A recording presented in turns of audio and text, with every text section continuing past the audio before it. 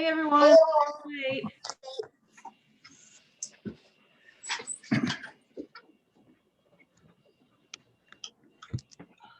Hey David. Hey, how's it going? Oh, it's going.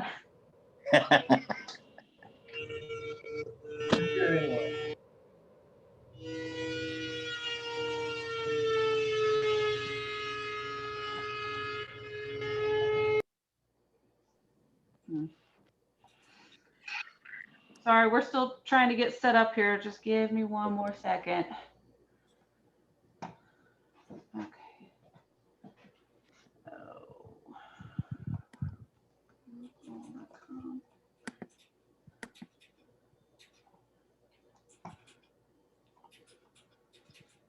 Do you want a copy? Mm-hmm. Like a physical copy you can, okay. How's everybody's week been?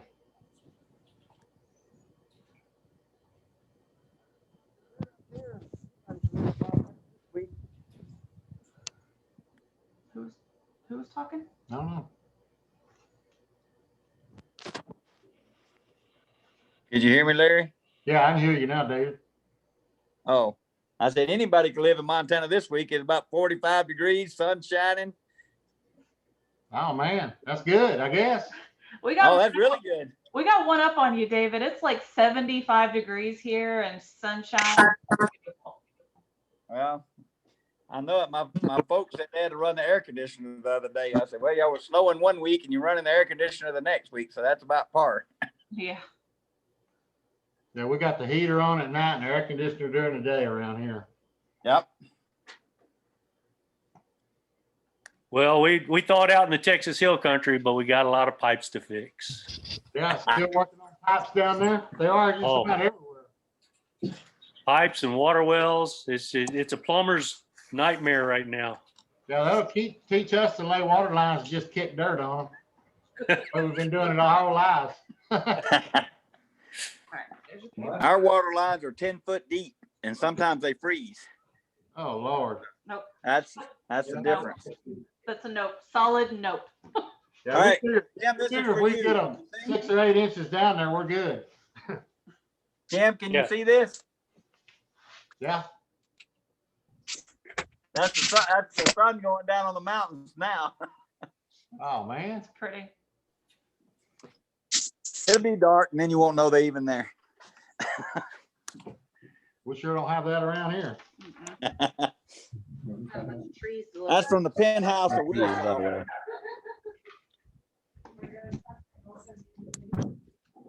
All right. I guess we're as ready as we're going to be.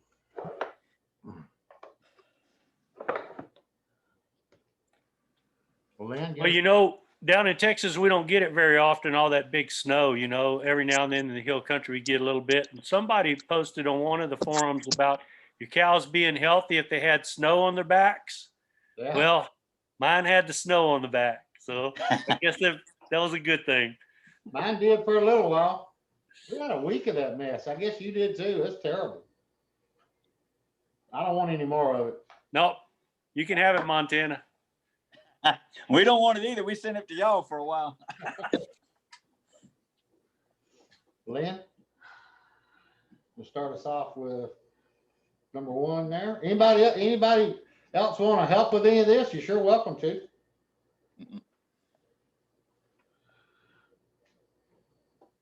Okay, so the first thing I guess we wanted to talk about tonight was pricing.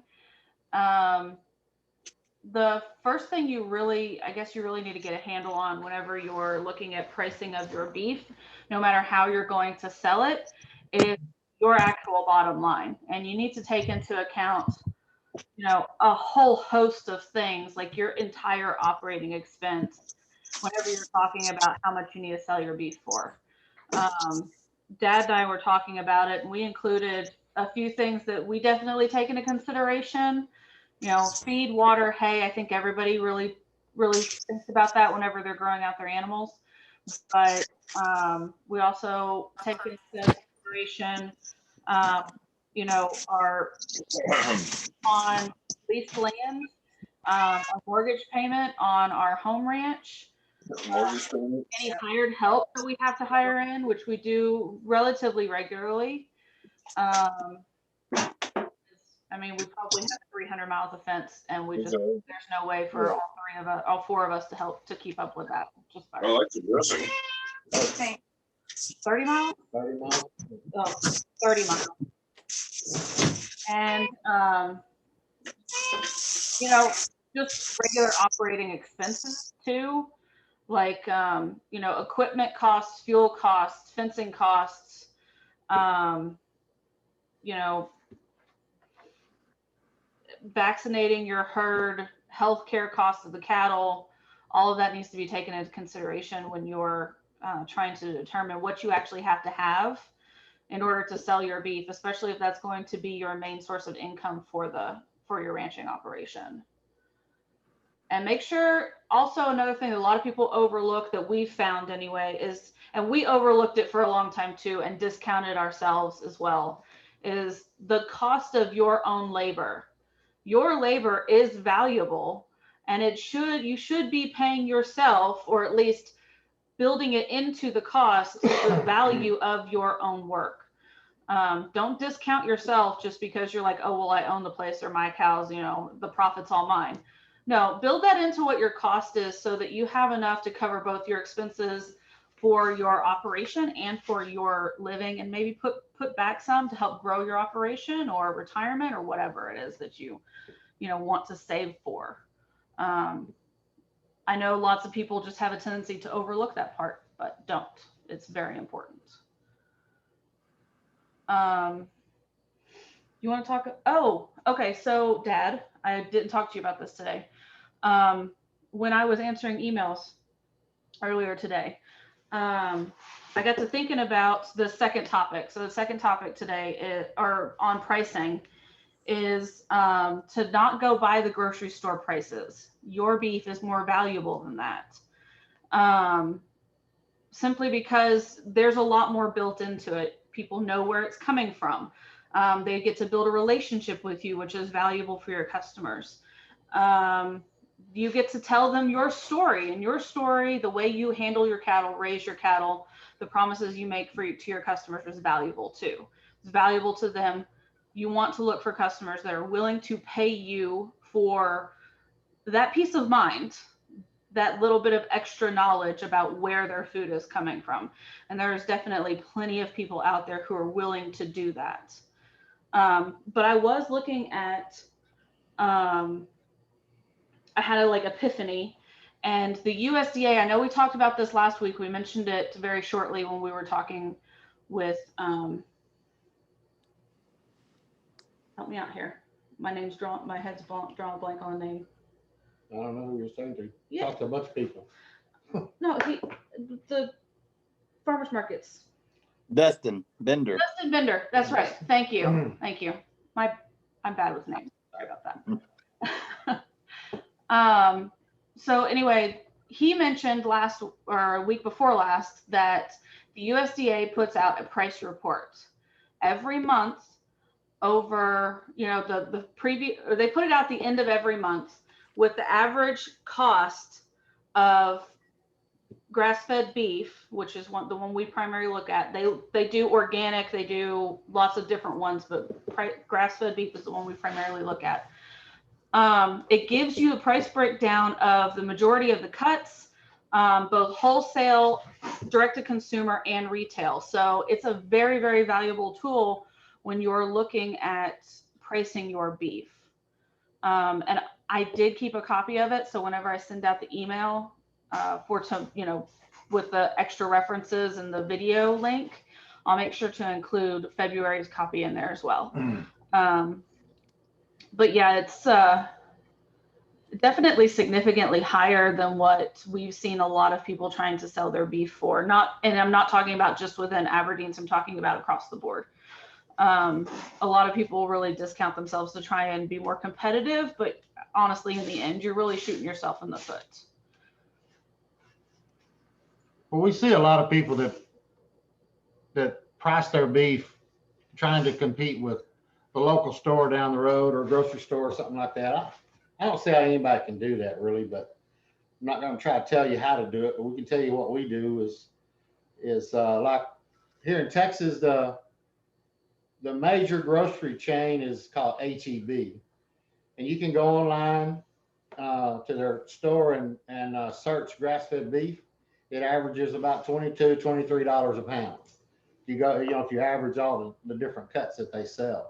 They don't sell some of the cuts that we would sell, but they have all the main stuff. And then Whole Foods is another one that, I mean, we do grass-fed beef, so that's why I'm talking about that. Whole Foods does it too.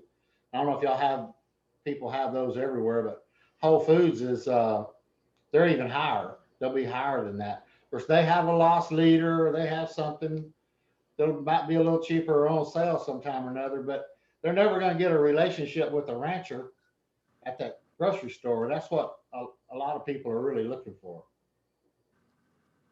I think you can sell your beef. I mean, I know the beef can be sold at prices that people just don't even realize they can get.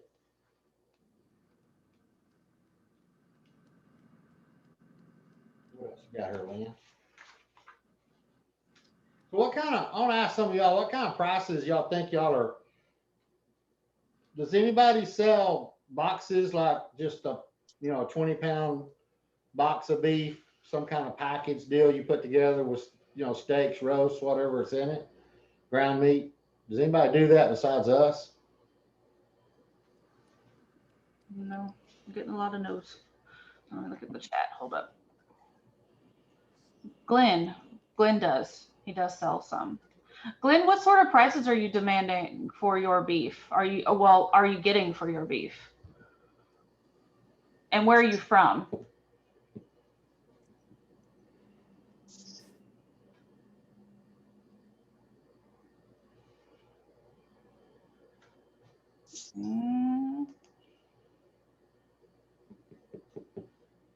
Is he He may be muted.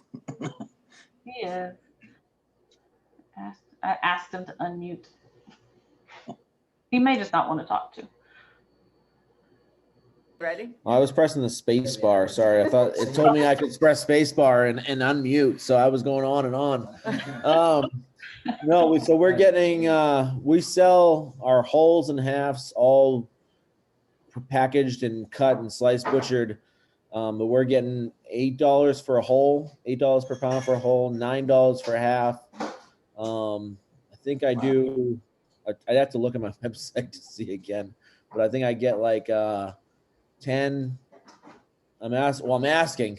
There's a difference between asking and getting too. We're still kind of dipping. We're still getting started in this too, but I mean, our market rate is like, if they do, I would say a quarter, you're probably looking at 10 pounds or $10 a pound. And then anything smaller, like a 100-pound, if they pay me $100, I'll give them 10 pounds to like locals and friends like that. And then maybe on the market values though, we're looking at a little over 10 pounds for bulk stuff.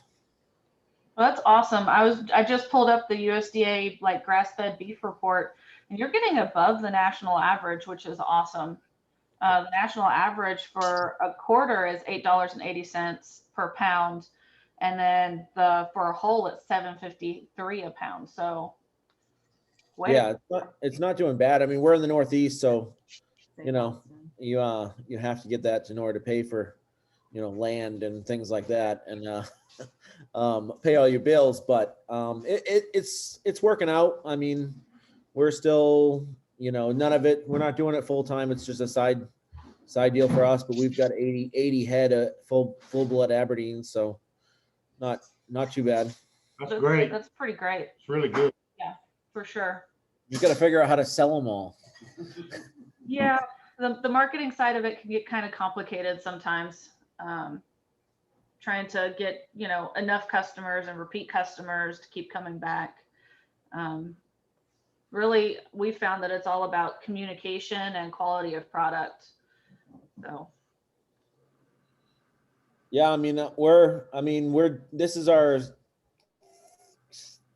second or third year really selling to the public in decent quantities and trying to figure out wholesale and retail, and trying to figure out exactly, what do you do with all the extra stuff. I just talked to someone about all the liver and bones and all that kind of stuff. And for all the calls you get, maybe half of them turn into actual customers. So it's hard to kind of weed through all the people that are just poking around, seeing, maybe they're just seeing what you're doing, but or if they're actual real customers actually interested in making a purchase.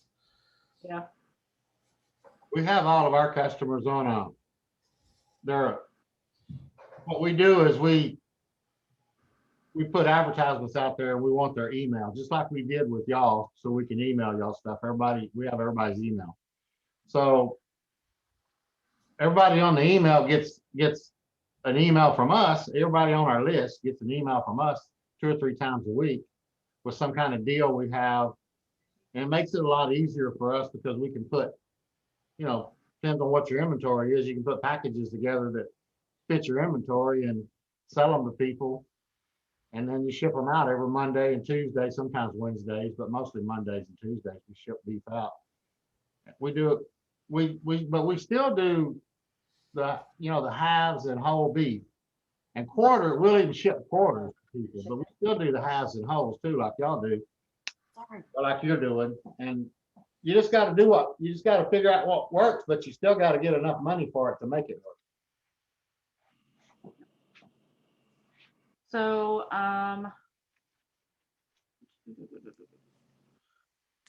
Kimberly says, are those USDA carcass prices for half, whole, etc., for hanging weight or finished weight? So it doesn't specify on the paper. It says direct to consumer retail on there. So I am going to just go out on a limb there and assume that it means packaged processed weight, not hanging weight. And and honestly, the average that we've seen really for hanging weight is more somewhere around $4 to $5 a pound for hanging weight. So and that would kind of fall on the higher end of the packaged stuff too at those prices. So, or I guess right in the middle of them. She's going to email that link and everything to everybody too, where people can go look at it whenever they want to. It changes, I guess, every month.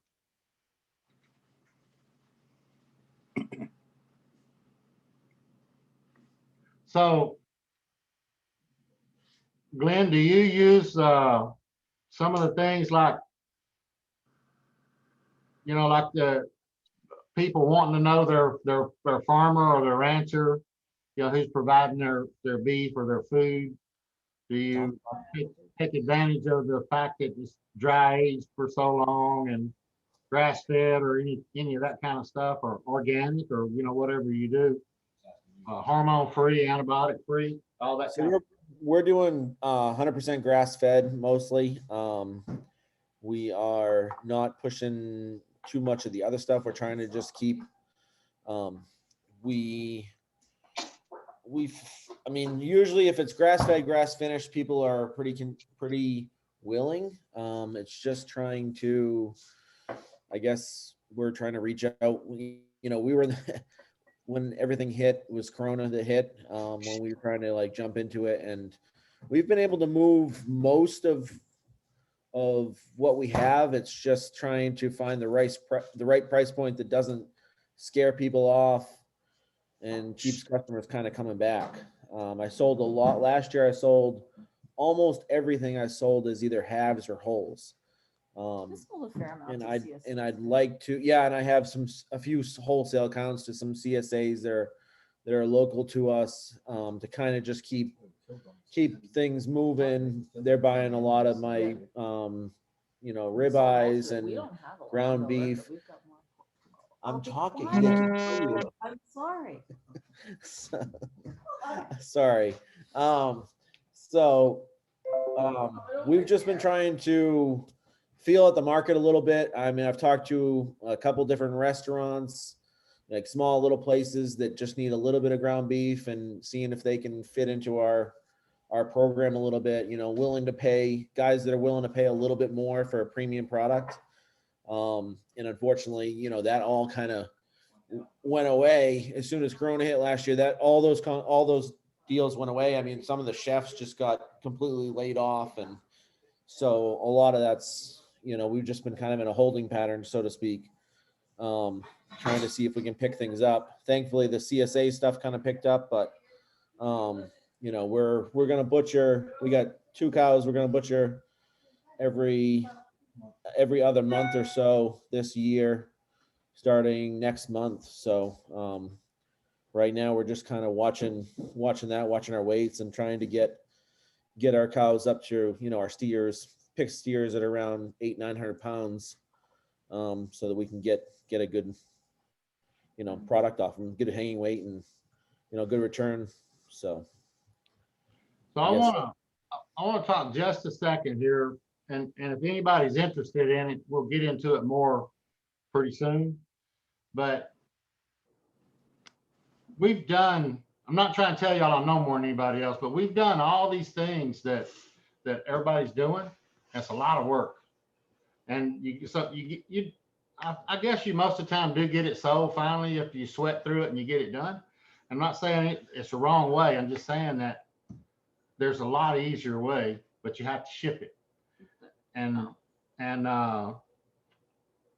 collecting the emails, getting the emails, or doing partnerships with, a food blogger or something, and then they put it out to their email list, and then you get all the people off of his list too, and it costs you a box of beef or something like that.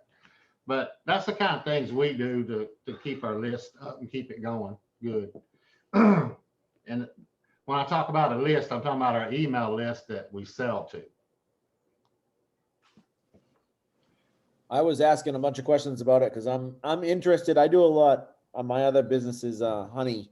I sell a lot of honey online, and so I already kind of know a little bit about the shipping, but I've never shipped frozen. So I was asking all kinds of questions last week, or a week and a half ago or whatever, when we did the last one about the shipping frozen. And I've been actually looking at how to get dry ice in bulk. So I am definitely considering doing some shipping to different customers, because I know all about, there's customers out there that are willing to pay for premium products, but they may, just be just outside your reach, or, willing to do it and just have it shipped to them. Now, I guess my main question is, I think I asked you before, how far do you ship, and what is your average cost like for a box? What's your ideal weight that you want to ship at one time? So we, okay, so I'm gonna take that one step at a time, because that was a lot of information for that one question. So we service a 2-day shipping area with FedEx. You can only use FedEx or USPS, or sorry, UPS. United States Postal Service doesn't do any perishable shipping. And I honestly think that's because dry ice is considered a hazardous material, and they don't have any hazmat certified drivers. I think that's what's going on, or at least they don't have enough to service a large enough capacity in order to service people who are doing perishable shipping. But we use FedEx mostly because they give us the best rate and they're convenient. We like the people at our FedEx ground facility. They've been great about working with us on, picking up shipments, us dropping off shipments, that sort of thing. The average size box that we send out is somewhere between 10 and 20 pounds. And really that's kind of ideal. We do some smaller shipments, but we end up not making as much on them.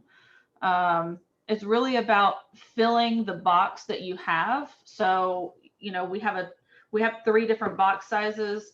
Our smallest is an 8x8, and you can really only fit about 2 pounds of ground beef in it by the time it's all, ready to go. That has the potential to save us quite a bit as far as like shipping expenses and stuff. And that's the reason why we have that size box. but we really prefer to sell the 12 by 12 or our 16 by 12 by 12 boxes. And when we are creating packages to sell to people, because our, variety boxes are the most common product that people purchase off of our website. We design each package in order to fit one of those boxes. To fill those boxes, you have to leave a little bit of room for dry ice, but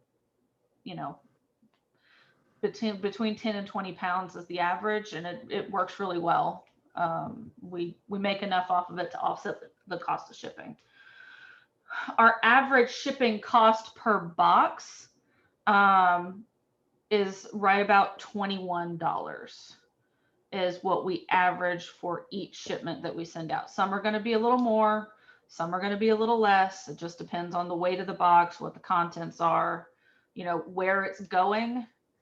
And once you move outside, once we move outside of a 2-day shipping zone, which we're considering on doing, here probably within the next month and a half,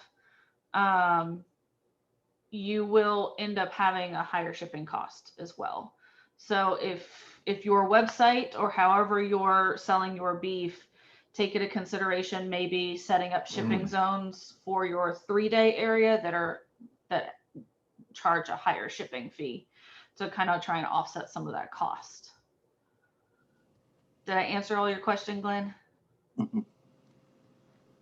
Yeah, no, that was good. I guess I don't really have any other questions. I was going to ask one other question, but I slipped my mind. Well, we are going to be covering, like, next week is probably going to be all about delivery and shipping. Okay.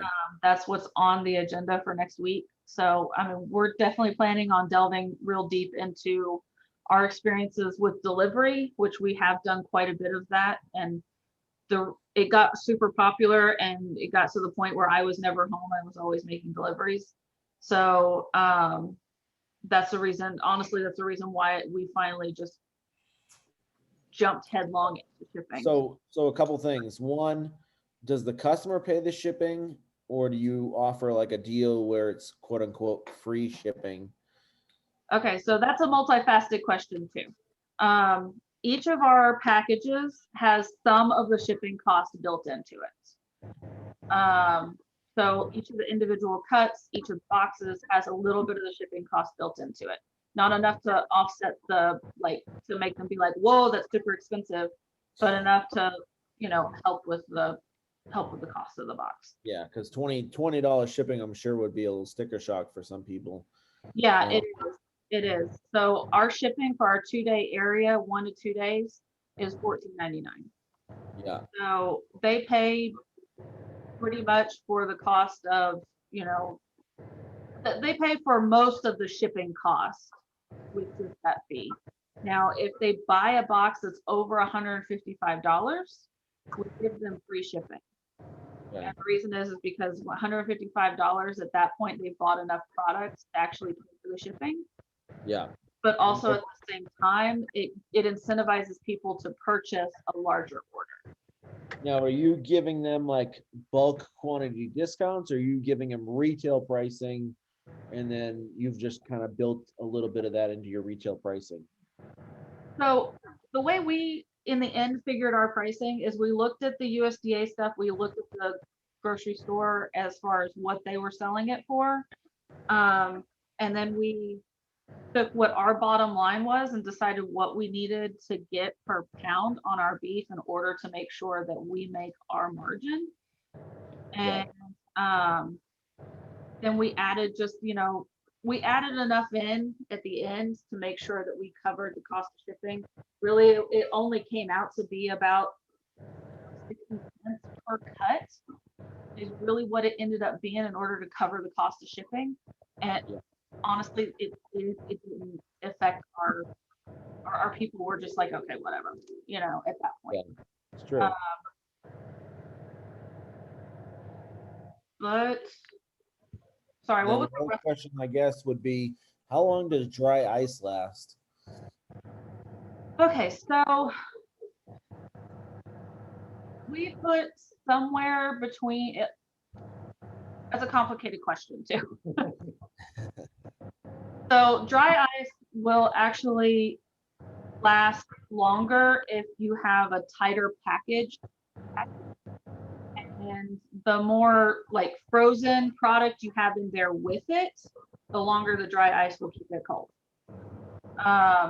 So like how much do you put in, like say in a 10-pound box? What would you put in for dry ice? A pound? 10-pound box going one day, we'd probably put in 3 pounds. If it was going 2 days, we would probably put in 5 pounds. Our box is really, the packaging that we've come up with really holds really well.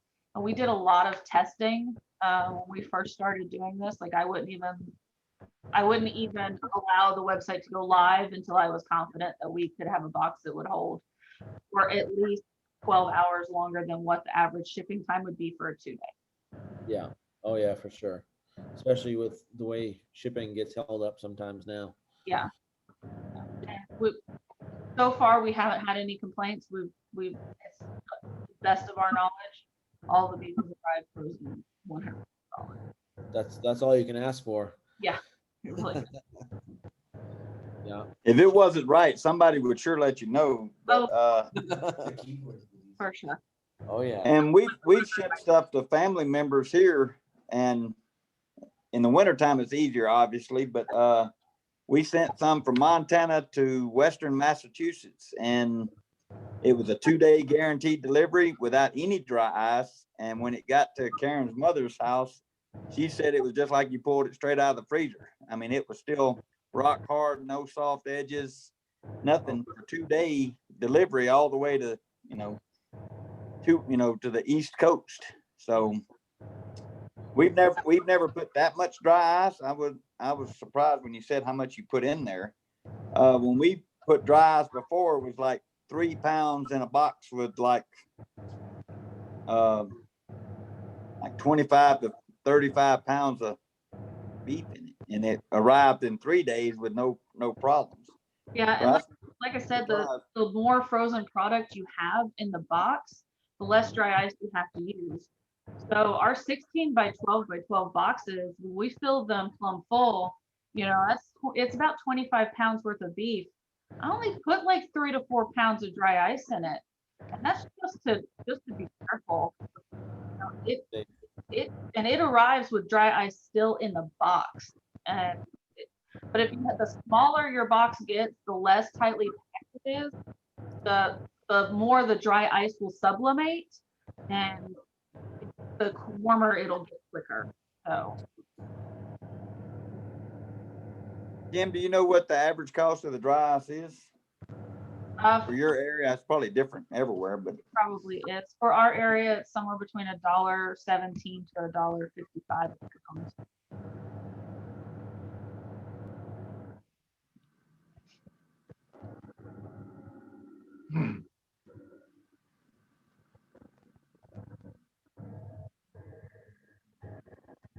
Well, there's one more thing I want to talk about just a minute, because this kind of stuff is amazing to me.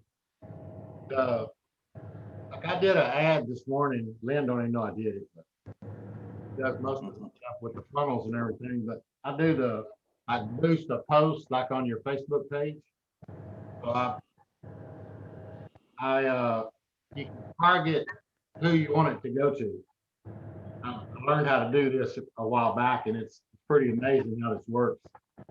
So when I look at the details here, I can tell you how many women looked at it, how many men looked at it. There's a few that's unknown, but just only 2 out of 1,100 and something. And I've had 75 clicks on the website. That's from about noon till now. I've had 1,134 people see the ad. It cost me 17 cents per click. So I spent $12.85 to get 75 people to actually go click on the link and go and look at it. I don't know how many people have bought stuff or anything. I haven't looked at any of that. I haven't looked. That's a different place you got to go look. But you can, when you're making your ad, you can go into, when you're doing, you can do demographics like in a certain area around you. Then you can do interest. You type in the interest box right there, you can target, like type in Omaha Steaks. So then it'll put this in front of everybody that's like Omaha Steaks. Or if you go to these huge blog things like Skinny Taste, or there's just thousands of them. The office And doing the. you put those in there, and if they come up, it'll put your ad in front of everybody that's like those things. So you can actually target your audience, narrow it down to people that might buy from you. It's kind of amazing how you can make all that work when you figure out how to do it anyway. It takes me a long time, but I do kind of figure it out if I stay after it. All right. Look. So this ad will run, this one will run for 5 days. It'll cost me $100. It won't cost any more than that. And I mean, we'll see what it does. I can tell y'all next time, but it'll probably get to 100,000 people, and I don't know how many clicks and emails we'll get from people we know are interested in this kind of product.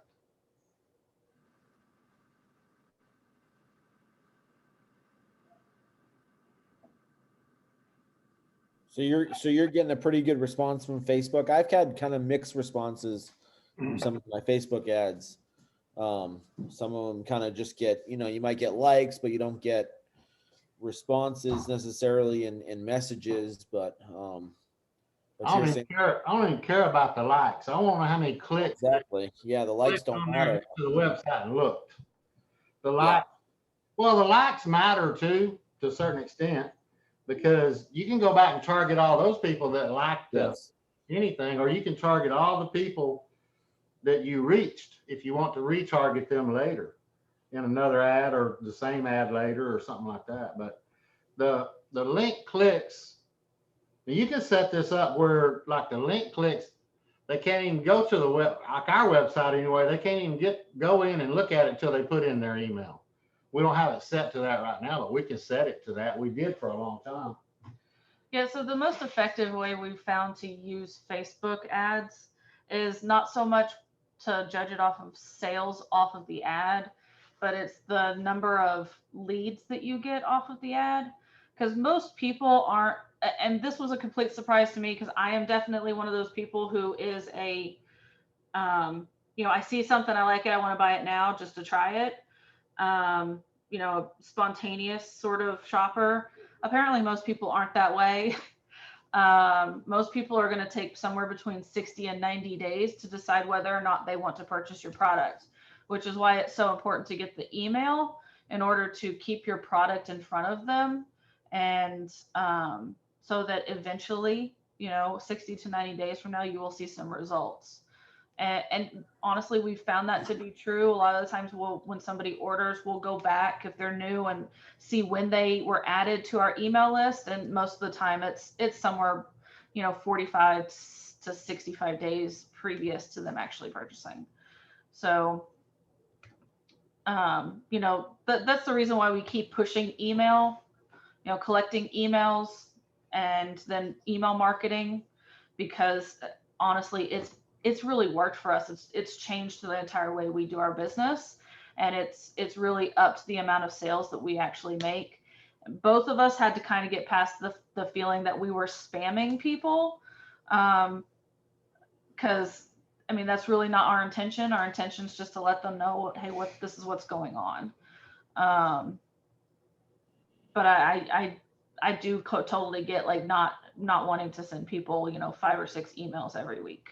I do know some people who are like, oh yeah, that works real well. I'm like, yeah, I don't think I could do that. But if you want to see see some of how it works, go on to Seven Sons website and get on their email list. It's when you try to buy something, it's going to ask you for your email, or when you don't have to try to buy anything. When you go on there, it's going to ask you to make an account. Yeah, in order to see their prices, you have to give them your email. That's Seven Sons, whatever it is, farm.net, I think. Something like that. SevenSons.net. SevenSons.net. And then you can go to ours, which is mesquitecountrybeef.com, do the same thing. You can see how many emails we send and what kind of content it is. And so we always send one every week telling what's going on the place, because everybody wants to know what's going on, on your ranch or on your farm, whatever you're doing. And then in that one, will even be an offer of some kind of box or something on there. And that's the kind of stuff that we say works the best. So Lynn can probably pull up, how many emails we collected in the last few days and all that. When I say collected, how many people have joined our email list through our advertising and stuff. And it's pretty amazing how you can know so much about all these people if you want to. But people want to know who you are and what you're doing and what you have to offer and your products and all that. And so we found out a new thing the other day, that a lot of our emails, especially to a Gmail account, were going to their promotions folder instead of their inbox.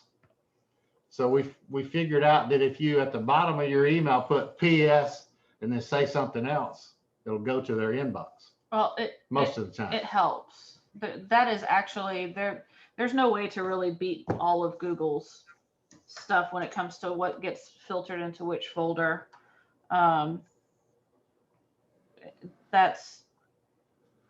We did a lot of research on that. That's a mess. It's complicated. Oh, that's the wrong one. It's complicated if you don't know how. It's easy once you know how.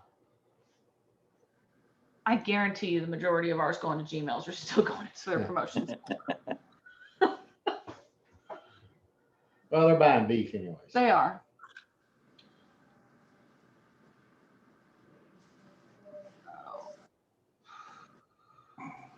Recent growth. So we have 280 new contacts this week that were added to our email list. So that's 280 people who are interested in the product that we have. They may not purchase right now, but here in 60 to 90 days, hopefully we convert a healthy portion of them over into actual sales. So. And just so y'all know, another thing is, we're spending money on Facebook ads to grow the email list, but enough people buy as soon as they join, you're doing it at least a small profit, if not a large profit. Where you really make your money is selling to that list once they get on the list. So it doesn't, the growing the list can be done like we do it, basically free. You just got to do the work. But actually, we make a small profit doing it. We just do it all the time. Okay, we're getting way off topic here. That's the fun stuff, though. Man, I like this stuff. So to make sure we don't go too terribly much longer, we want to kind of cover like the 3 avenues that we see people selling their beef, or 3 different ways we see people selling their beef. Freezer beef, curated packages, which I mean, when I say curated packages, I mean 10 to 35 pound boxes, somewhere in there, that are shippable sizes, that'll easily fit in just a regular home freezer too. The other thing is individual cuts. Dad and I went through and talked about all these a couple of days ago, about what the benefits and the drawbacks are, the differences in pricing on the 3. And really, there's no wrong way to go here. You just really need to do what is best for your operation, for your business.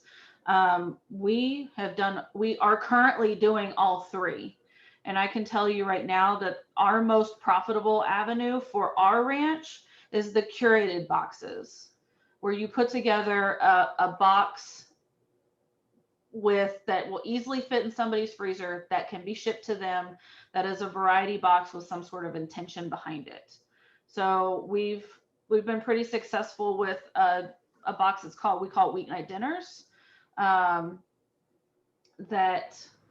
has it comes with a meal plan for the week. It comes with 5 different recipes, and then it comes with the beef in order to create those recipes. People have really responded to that one. They've liked that one a lot. We've also been real successful with our introductory box, which is it's probably our best deal if you're not buying in bulk. It's a small box. The intention is completely to just get our product into their hands in order for them to try it, so that we build trust with them, so that they will come back and purchase from us again. Because you get a lot of people who are like, I don't know, it sounds good, but does it taste good? Well, we want to prove to them, yeah, it does. In fact, it does. We want to send you a good product, and here it is. We also have another box that is called the Best of the Beef box. It's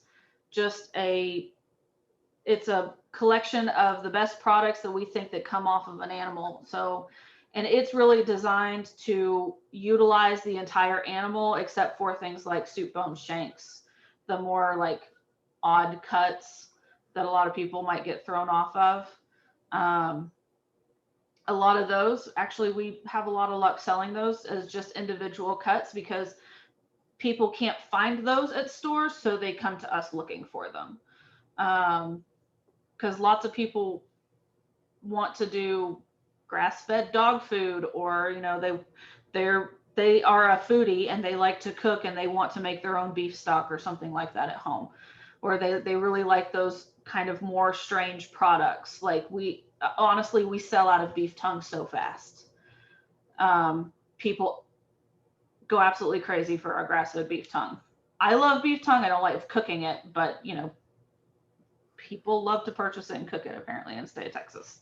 So lingua tacos are amazing if you've never had any. But some of the benefits to doing wholes and halves might work really, really well for your business as well. You don't have to source as many customers, especially if you're a smaller operation. It might be a really super good avenue for you. It's also, you're selling it all in bulk too, which means you're moving it through fast. You don't have to have a whole lot of storage space in order to keep individual cuts on hand, in order to either build boxes or send out individual cuts through shipping. And also you can pre-sell it, which that was a huge thing for us when we started selling beef several years ago, is that we could pre-sell animals, and then our customers could customize their half or their whole. And we would work with them filling out the cut sheets and all of that stuff. And as a result of that, that attention to customer service like that, we've had a lot of repeat customers over the years coming back to buy wholes and halves again. And that's also been one of the big drawbacks too, is that some customers are really, really hard to deal with, and really set your teeth on edge, and that one-on-one communication with them can add a lot of extra stress in your life. So if you are if you are not going to want to work with people, that may not be the best avenue for you. That in the local markets, especially because the people that you are, or the way you target your customers with that, a lot of the time is going to be through Facebook. And at least here in Texas, that market is pretty competitive. So we're not able to demand as high a price as we can for the rest of, for the other 2 ways of selling our beef. Oh, and I mentioned this before, delivery can become very time consuming if you're trying to move lots of beefs. Because I know for about 3 months there, Mom and Dad never saw me. My brother, my kid, who I'm guardian over, never saw me, because I was always gone delivering beef. I'd leave at 7 in the morning, get back at almost 10 at night, traveling several hundred miles to cover the state of Texas delivering beef. And while it was profitable for us, it really cut into the cost of our labor. So I don't have anybody do all this work around here. See, see, Mhm. The truth comes out, people. You heard it. I don't like you being gone. One of the ways that we do it with halves and wholes, if we sell 3 or 4 to one particular town, we set up a time, which I'm sure you probably did some of that too.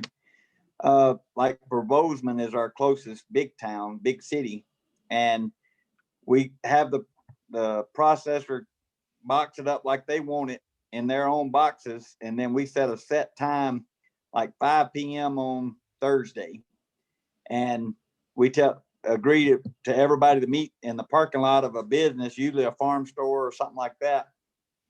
And everybody shows up, they come to the trailer, they get their box. Karen takes the money on one end. They come to me, I load the box up. We loaded 18 beef out in about 40 minutes. Yeah. And that can work extremely well. We never, well, we did schedule times with people, and when I could overlap them, I would. So like sometimes I would have, just 4 people delivering to them, just one after the other every 10 minutes at the same place down in Houston. That just didn't happen very often for us because we were selling to, Dallas area, Austin area, San Antonio area, Houston area. So a lot of the time what I was stuck doing was going to Houston and then traveling over to Austin and then coming home. And that's an 8-hour round trip right there. Right. And two, they, a lot of that, one of the benefits that you were talking about, you get your money up front. You don't have to store it at all. So it's, we would get all that money for that whole beef up front. So where you didn't make as much per pound, but you got all your money up front and then you didn't have to store it. So yeah, we sell about 20 animals a year in halves and wholes. And that's usually our money that we get up front, pay all our processing, all our bills, pay ourselves. And then everything that's left in the freezer for the rest of the year is basically profit. Mm-hmm. So we've already paid all our bills, everything's paid for, and then we sell the individual cuts to individuals, or we sell whole primals and stuff to restaurants to, to get money all along just to pay the monthly bills. But we've already paid all our processing, all our costs from the year that, like you said, the prices that you put in for what the overwintering costs, or what it costs to raise that steer, what the land cost, the land rental cost, all that is already paid up front with those halves and wholes, and then doodle out the rest of it through the year to just keep like the monthly bills paid. It takes a lot. Just if you, I've said it before, but if you go on our website, Lynn just typed it in. I just put it in the chat for everyone. If you average the prices on, it's $23.25 a pound. And I'm not going to tell you we always sell every day for that, but we're going to get $15 or better per pound for our beef. Except on bulk purchases. On bulk purchases, we're more like Glenn was talking about. $7.58 a pound. So, but I mean, like David said, it's definitely a good way of making enough profit up front.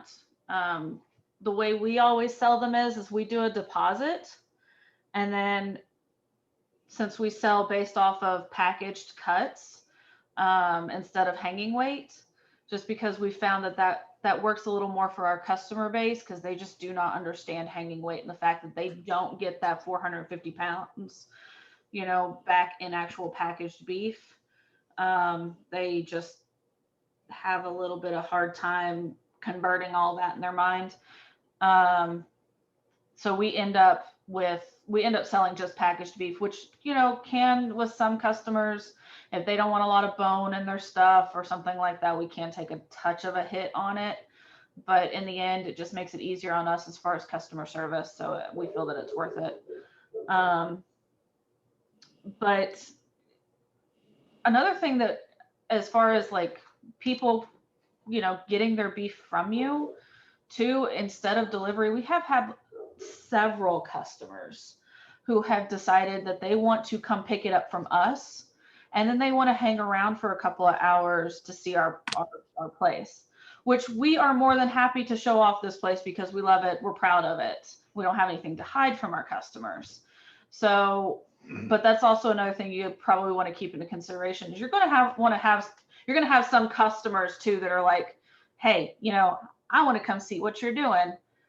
And, you know, if you can, it might be a really good idea to just be like, okay, yeah, come on out. We'll show you the cows. You know, we'll show you what we do, which is basically just ride around in the side by side and look at cows all day, you know? So, those are the ones that are going to brag on you later on social media though. I mean, you can use what they say for what we call social proof.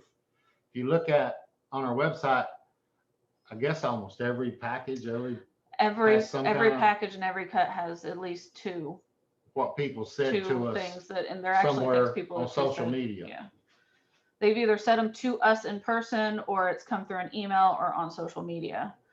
Some sort of, you know, quote from somebody about their experience purchasing from us, which that can be really a really powerful tool for you. So does anybody have any questions or experiences they've had with selling? Craig Walker, you're House quiet holes. down there. You're not moving or anything. Is it just a picture of you? Do you really look like that? Yeah, I look like that. No, I'm just sitting here listening. This is good stuff. Feel free to jump in whenever you want, Craig.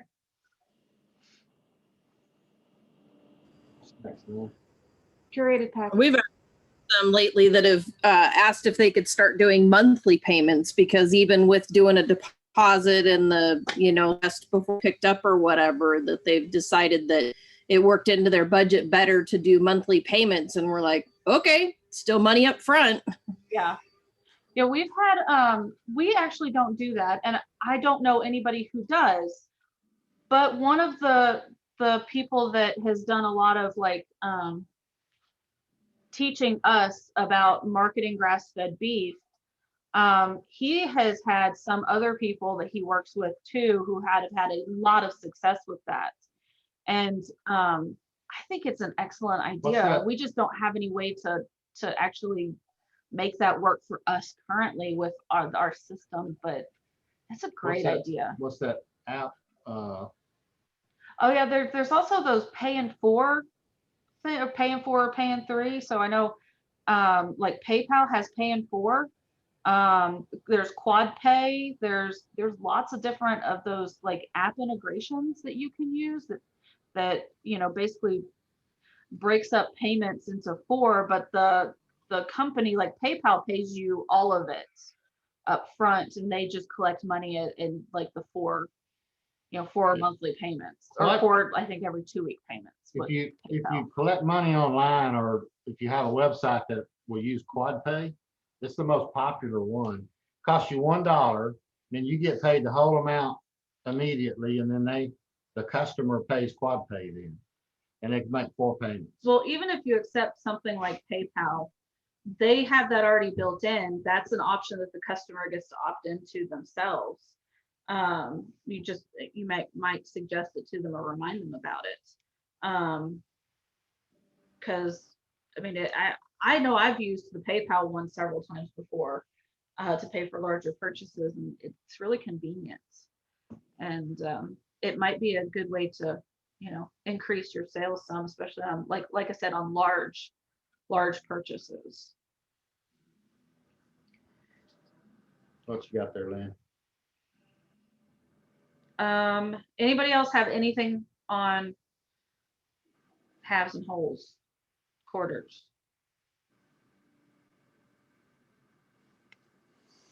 Okay. All right. Well, the next thing we wanted to just kind of touch on is curated packages. I know we talked about that quite a bit already. I mean, honestly, we have kind of come to the conclusion that it's the way to go, especially for us. You know, it's real flexible as far as your marketing avenues that you can use. You know, you could do it on, You could do it selling strictly through social media. You could do it selling at farmers markets. You could do it selling, e-commerce. Pretty much any way you build these packages and try and sell them, it's probably going to work for you unless your market just is not into it. They just want either, some markets are just a little finicky that way sometimes. It's worked super, super well for us because the pricing just isn't as high and they get a variety of things that they get to put in their freezer.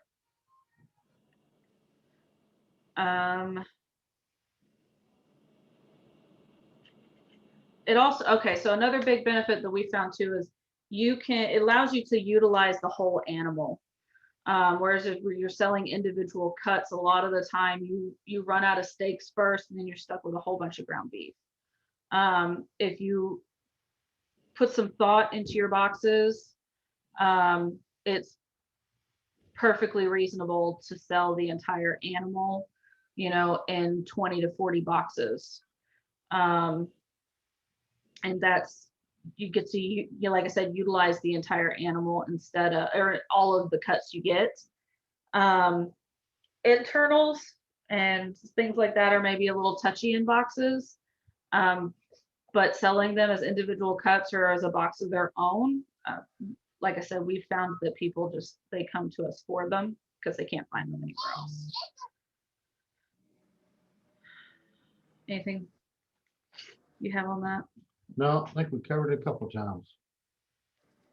Oh, and make sure that this is where you really want to start definitely building in your price, building in your labor and shipping costs into each box, each individual cut, because this is where it's really going to start mattering.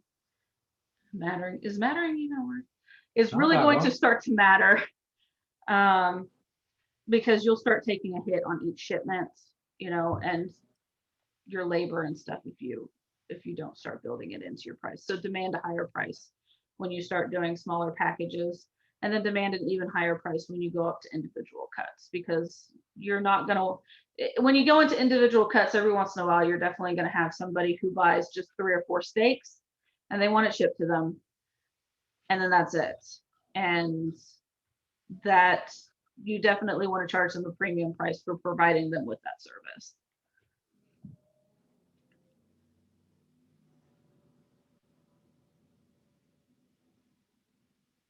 Anything else on there? And I know we've talked about it a bunch though. Have you ever?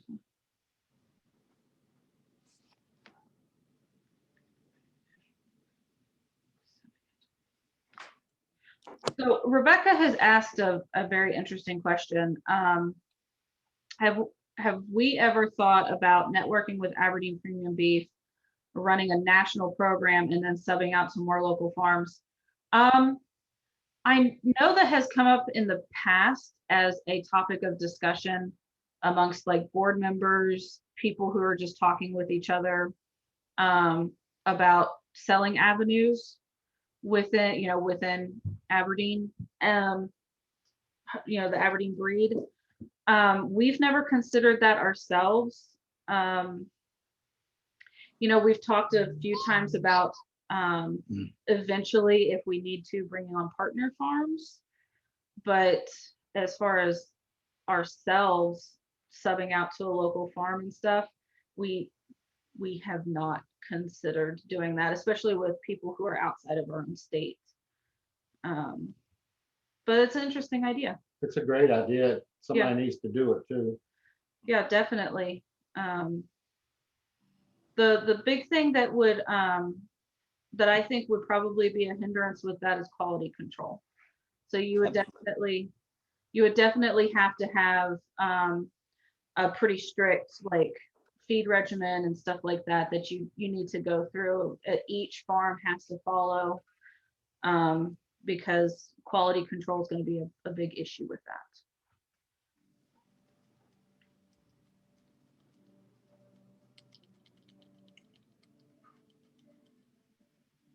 Any questions from anybody?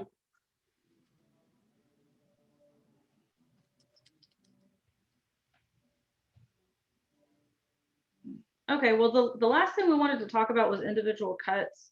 I think we've covered most everything about it. Like, you can demand the highest price for your cuts by selling them individually. They can be easily shipped, which is great if you're looking to get into shipping. The big drawback is that you're going to have lots of storage space on site in order to fulfill orders. And some cuts are definitely a harder sell than others. Make sure that you price them accordingly. So price your steaks high, price your burger a little, price your burger lower. Roasts and stuff need to be on the lower end, but above the price of ground beef. Ribs, actually, you can price them probably just below steaks, is what we found. People are willing to pay a good bit for good quality grass-fed ribs. And like I said, the big thing that surprised us is how many people actually come to us for internals. We figured that we'd have to give them away, but no, people are willing to purchase them from us. So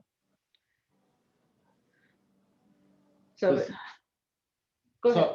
So I think that's really about it for tonight. Unless people have questions. But we'd like ideas about what people are really interested in, what they want to talk about the next couple meetings or more. We can sit here and talk about this stuff ourselves because we're just really motivated and just love it. But we can sit here and talk about it forever. We can do it week after week after week, especially marketing. But we don't want to just bore everybody. We want to talk about what y'all are interested in and what y'all think you need help with, or I don't know that we can help, but we'll try.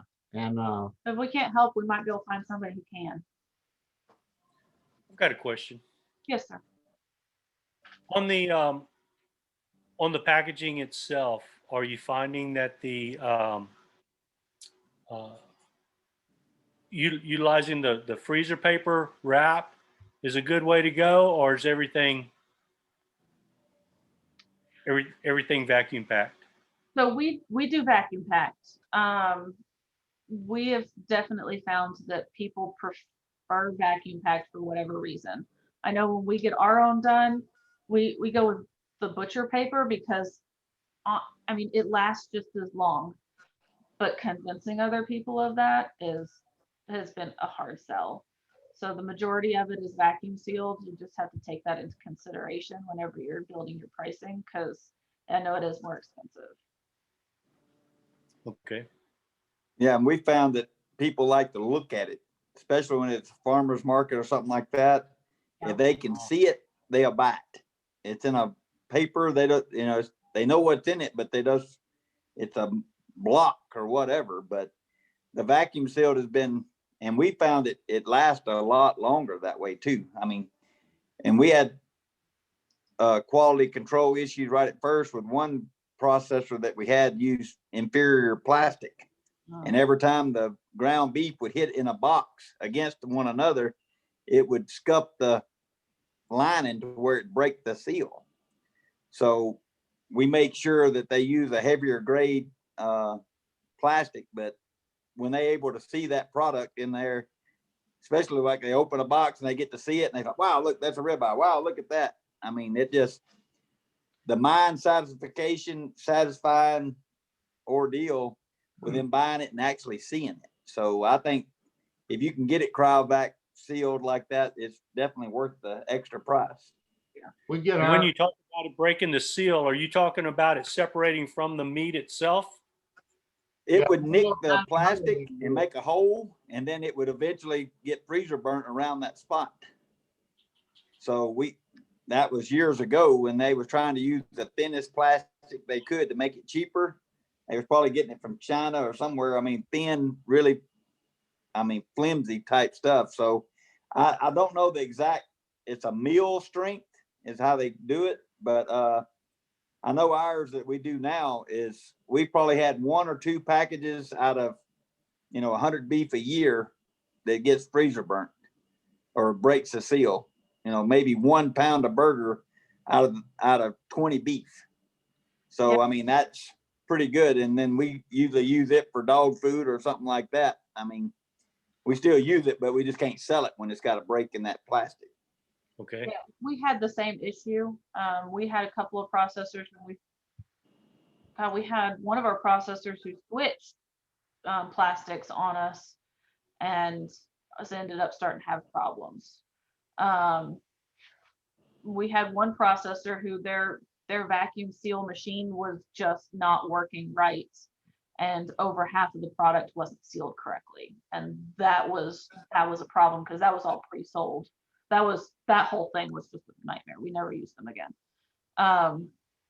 But yeah, that's another part of the whole, like, building your relationship with your processor so that you can talk to them about, hey, listen, these are the things that I have to have from you because I am servicing other customers.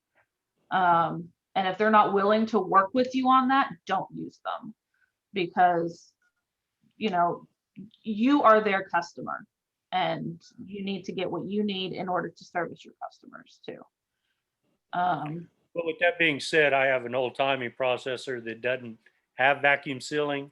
And so far what I've done with what I've sold has been paper wrapped. Yeah. And they do a really good job. We've been utilizing them as a family for years, but have just recently started picking up customers. And so some of them have looked at it and have done just exactly what he said. Oh, I thought that this would have been in a vacuum seal. I wanted to see what it looked like, you know, and so I was curious as to how the consumers reacted to it, and I guess I got the right feedback there. Yeah. Honestly, our favorite processor it's only a county certified processor. We use them for our own personal beef. They only do the paper packaging, which doesn't bother us any, but a lot of our customers it does. So. If you're going to use the vacuum seal stuff, ask them if they're using a product called Bone Guard. That's the best. That's what we get them to use now. Because even when we're moving this beef around some, once it's frozen, and it can have sharp edges that are frozen, and hitting on each other can make some of the vacuum seals come loose, get a little hole in it. So we like them to use a pretty tough product. I like the one called vacuum. It's called Bone Guard. Okay.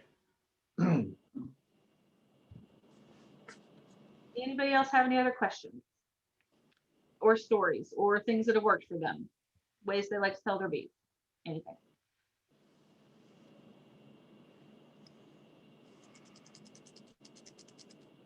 So are the people here tonight, y'all more interested in like how to sell beef online, e-marketing, anything like that?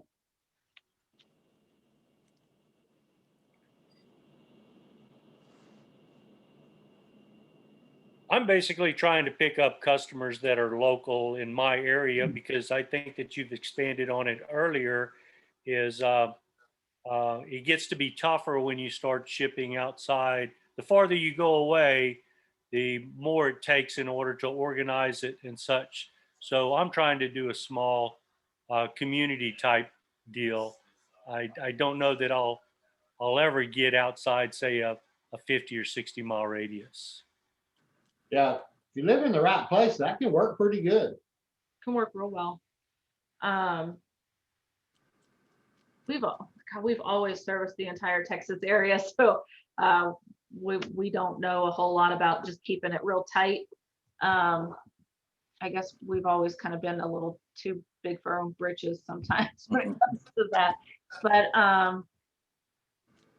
But yeah, I mean, if you have any specific questions on how to source local customers or something, we can definitely find someone to help you, or maybe somebody on here has some insight for you.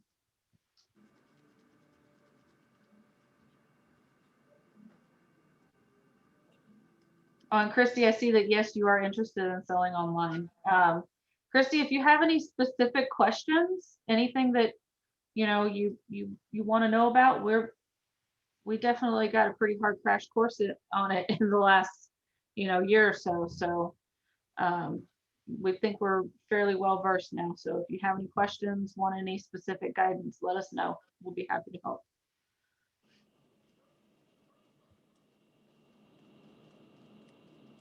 Anybody else interested in like e-commerce stuff? Going online? Yes, for sure. Renee is, yeah. So, honestly, I think it's easier. I don't ever have to leave. Of course, Lynn was doing all the work before delivering all this I beef, but still do all but the I work. still don't. I still don't have to leave the place. So today I sent out emails, checked orders, and we don't ship on Thursdays. And I shredded the pasture too. And I went and did errands. So I do all the work. What? You did, you supervised. I did. Well, you did. Supervising's a hard job, ain't it, Larry? Oh, But he's always told me I don't see how it's worked. it's like 80 degrees if they're riding around on that side by side. They're hard. Well, there's always a lot going on around here, just like everybody. Just you got a lot of stuff to do. So I guess if people want to, we'll get into maybe some more of that next week. Looks like got a couple people interested in selling online. I want to get a guy on here. His name's Cam King, and He's done a good job at guiding us with a lot of things. I want to get him on here. And he's going to try to sell all y'all something, and you probably all buy it. But he's the guy we learned from. And if you want to see something about it, go to a Facebook page. I'll get Lynn to type it in there too, called Grass Fed Secrets. And join that thing, and you'll see some of what we're talking about. Grass Fed Secrets. Hold on, let me get you a link. Hold on. That'd be a lot easier. So this is the guy that can help you if you want. I mean, if you have a lot of beef to sell or you want to sell a lot of beef, this is the guy that can show you how to do it. He show you what we do too. And it's just the, if you want to do something like Omaha Steaks or a lot of these bigger places, this is the way they do it. I know, most people aren't going to sell $40 million worth of beef, but this is how you do it. This is how you do it if you want to sell a lot of beef at really high prices. I just put the link to his Facebook page, Grassfed Secrets Facebook page on the chat. If any of y'all want to look at it, he's got a ton of free information and guidance on Grass-Fed Secrets. We joined his COD community, which is his paid program, and that's really when our business really started to come together and started to work for us instead of us beating our head against the wall in a lot of places. So well, we learned some of the things we learned is how to automate everything.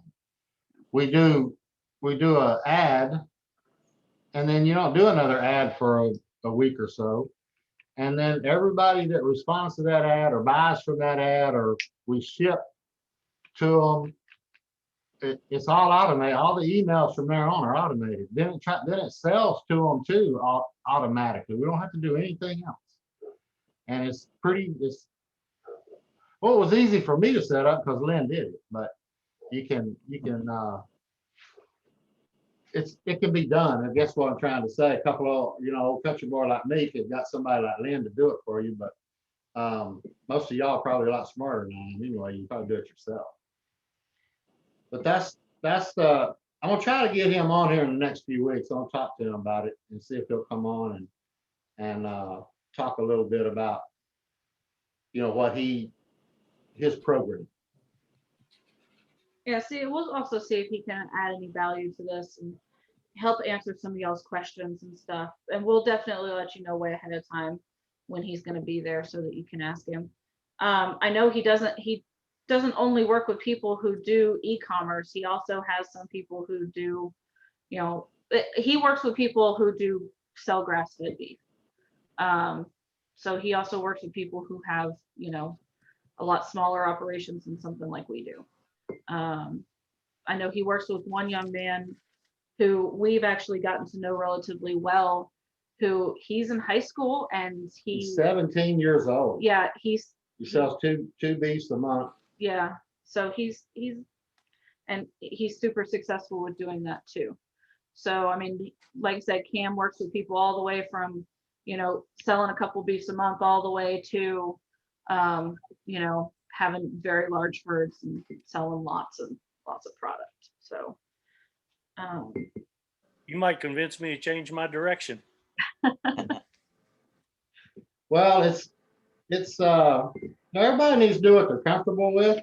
We struggled with this for years. I'm not gonna lie to you, 20 years or 15 anyway, until we got into what we do now. It just expands your market to a huge millions of people instead of 20,000. And it just makes it so much easier to do, and everything's automated. We hardly ever talk to a customer on the phone. It's all automated. You don't even talk to them on email. Very, very seldom do we even email anybody back and forth. It's all done pretty much automatically. to be fair with that though, when we do receive an email, I make sure to answer people too, so that we do have positive interaction with our customers as well. I know there's a lot of people who don't do that, and once you get 100 emails a day, it's not possible to do that. But if somebody does email us back asking about a certain product, asking, you know, or just telling us about their day, like when I send out emails, some of the time I, you know, include, you know, hey, how's your day been going? If you have any questions, if you have, you know, any concerns, you know, let us know. People have emailed me back and told me all about what their dogs did that day. And I'm like, that is so wonderful. I'm so happy your dogs are happy. You know, it's just that positive interaction. They're more likely to become your customer that way if they actually like you too. But anyway, we're gonna try to get him on one day, and then, you know, there'll be a million questions after he's here too, but or should be, because that's, you know, if I believe anything, what he's taught us is the right way to do it. We want to sell a lot of it.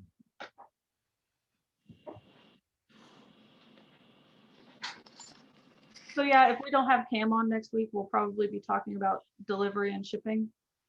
You know, building boxes, that sort of thing. If you have any questions about that beforehand, shoot us an email. I can definitely get with you at some point, schedule a meeting, or I can send you pictures of our boxes, how we compose them, how we pack them, that sort of thing. What sizes they are. Yeah. All that stuff was a struggle to figure all that out, learn all of it. So, I mean, Did like I said, everybody- if anybody has any questions like that you're really needing to know now, please email us or message us on Facebook or something, and we'll get to you. We're not too busy for that. So did everybody get the video of how we build our box that we ship in, how we do build the insulation? Did you post that or I didn't email it out? You didn't? No. Did anybody seen that? Thought we posted. I didn't. I haven't. Apparently we didn't make it available to people. Okay, well, we're gonna try to do that then. There's a little video we have that shows how we build the box. We build our own insulation because I can save like $10 on every box by building the insulation. Costs a couple bucks. So Lynn needed 6 boxes the other day, all 12 by 12, I think. Yeah. And I was gone over to the barn over there where my table saw is for like 10 minutes. That stuff you can pick up a 4x8 sheet with 2 fingers and still light. It's 3/4 of an inch thick, so you can, you know, one person can do it by themselves, build those panels that fit into a box. You showed a little bit last week about how you put your boxes together. Yeah, so I remember Dad sending me the thing, but I didn't realize he wanted me to actually send it out. But I'll get that sent out to you. I'll probably put it on the Facebook page because that's just the easier. Honestly, that's a real breakthrough because it's just crazy what it costs to buy the insulation for boxes are insulated boxes already. And it's just, and this is like a styrofoam insulated cooler, like you you see a lot of people ship beef ends in a box. It's 3.6 R value. This 3/4 insulation we use that we buy at the lumber yard for less than $20 is R5. So it's better than the styrofoam insulated coolers. And it just works real good. I don't know when we might ever change and use anything different because this stuff just works so good.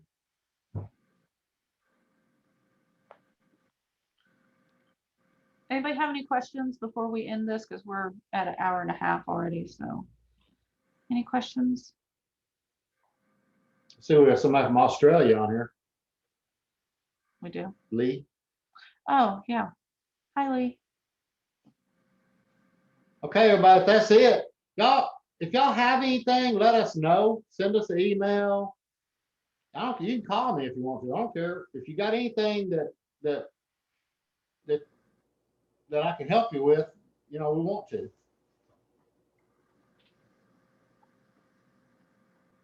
Good night, everybody. All right. Y'all have a good night. All right. Good night.